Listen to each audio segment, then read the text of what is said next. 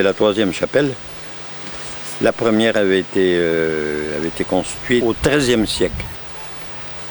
Et ensuite, elle a brûlé, puisque c'était couvert en chaume à l'époque.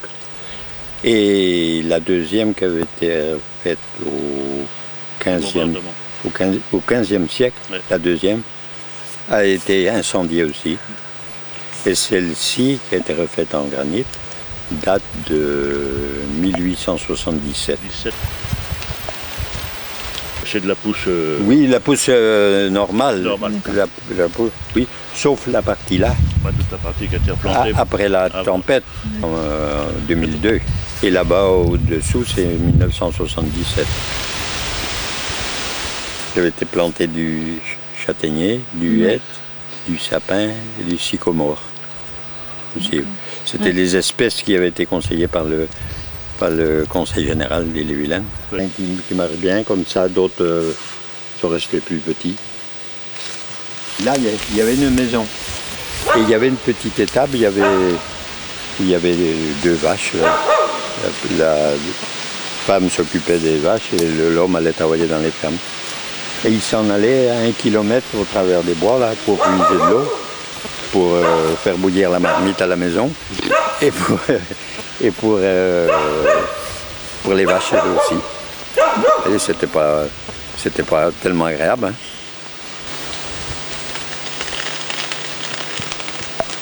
Il y a eu 600 arbres, petits et gros, qui ont été abattus par la tempête, coupés, déchiquetés, quoi, disons.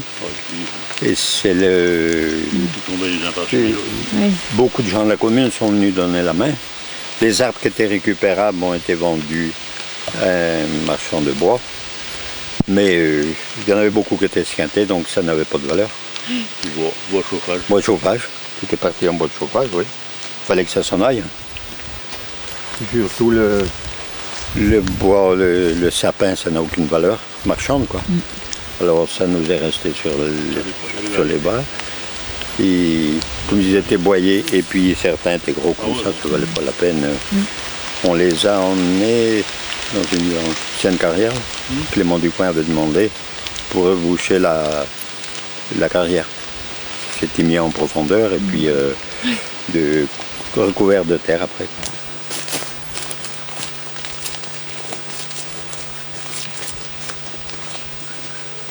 Ça repousse partout. Hein. Ah ben oui, exactement. Plein de jeunes plants. Tu as toujours connu, toi? Toujours connu, jusqu'à 25 ans. Hein. Ah ouais. On habitait à pied de l'église. Hein. C'est vite fait d'arriver là-dedans. Hein. Oui, là, qu'on a pu Ça, il y avait un dicton dessus, c'est que les filles qui voulaient se glisser à pierre glissante, il fallait qu'ils se marient en année. Mais moi, on faisait les concours là, parce qu'il y avait un trou dans le bois. Dans le bois, oui. Il y avait plein d'eau. Ouais. On mettait des branches de sapin dessus, de la feuille. Pour camoufler l'eau. Puis pouf! Ah ouais. C'est des conneries qu'on a fait de l'époque. Ouais.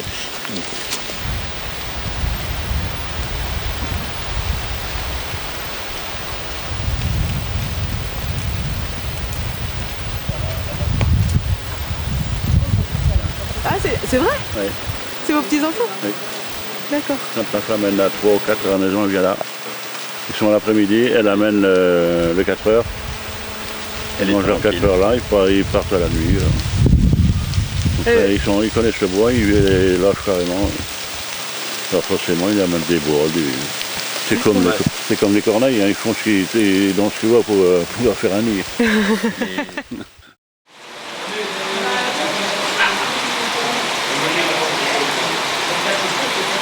Le centre social a décidé de s'associer au projet de Marie Maison, qui est un homme, un arbre, particulièrement sur la commune de Montaut, puisqu'il y a quand même aussi ce site qui s'y prête.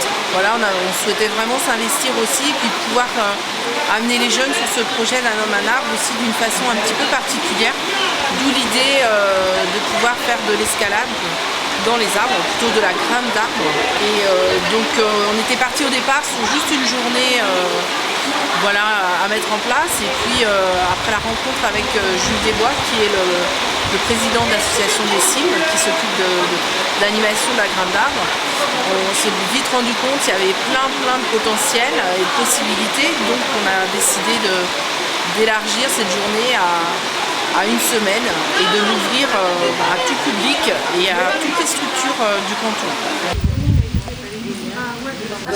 Et là, tu vas tirer et après tu vas pousser le nœud.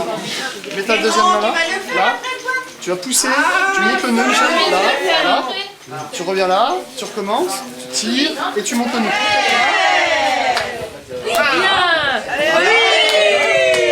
Voilà, et Michel, stop, tu peux lâcher tes mains, lâche tes mains.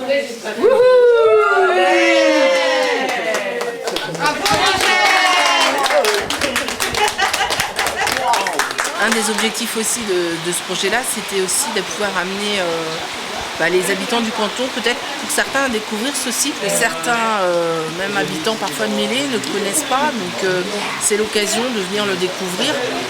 Peut-être étant habitués à avoir de la verdure auprès d'eux, on ne se rend peut-être plus toujours compte du trésor qu'on peut avoir à sa porte. Et donc c'est aussi une façon, ce projet-là, de faire découvrir ou redécouvrir en tout cas aux habitants le site de la vallée humide. Vas-y, frotte tes oreilles. Un petit massage. Et comme ça, avec l'eau qui tombe, vous entendrez aussi la mer, ce qui n'est pas désagréable. Allez. Et toute cette chaleur, je vous propose de l'emmener vers le ciel, histoire de faire venir le soleil, mais il faut y croire, hein. Allez.